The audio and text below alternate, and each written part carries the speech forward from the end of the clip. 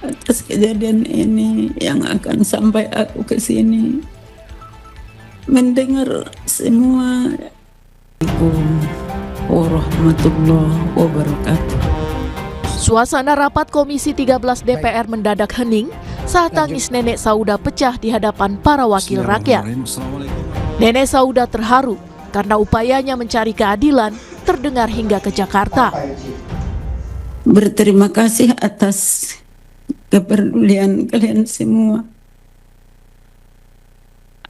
Ya, ada kusangka begini atas kejadian ini yang akan sampai aku ke sini mendengar semua yang ibu katakan, bapak katakan, semua.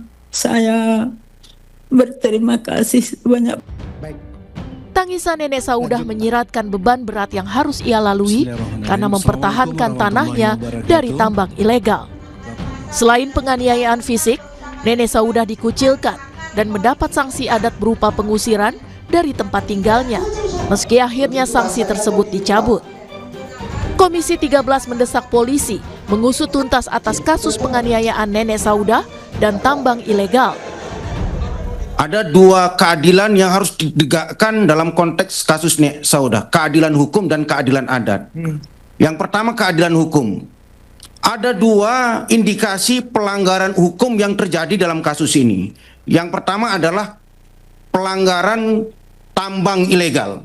Apakah kepolisian Pasaman atau Polda Sumbar sudah menegakkan penegakan hukum dalam konteks tambang ilegal? Kalau belum, berarti ada apa? Yang kedua, dalam kasus penganiayaan Nek Saudah, saya nggak tahu manusia beragama apapun, kalau mereka bukan bagian dari penjahat, ketika ada seorang nenek-nenek dipukul oleh orang, pasti menolong, minimal membawa ke rumah sakit, bukan membiarkan itu saja. Dari logika itu saja, seharusnya pelakunya itu tidak satu, pelakunya adalah komplotan. Tapi penganiayaan terhadap nenek Saudah terjadi pada 1 Januari 2026 usai menolak aktivitas tambang di lahannya. Penolakan dilakukan berulang kali, namun berulang kali juga penambang menggali di tanah nenek Saudah.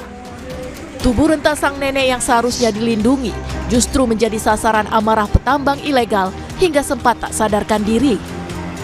Hingga saat ini, polisi baru menetapkan 1 tersangka dan didesak menangkap tersangka lain.